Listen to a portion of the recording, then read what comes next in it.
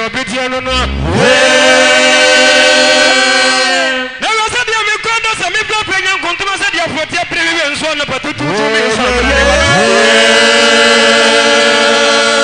obubu da ba gwanchira fo so fidie di yim from ade nyina ba bo wadi konton ko wi atetere sa ho mano no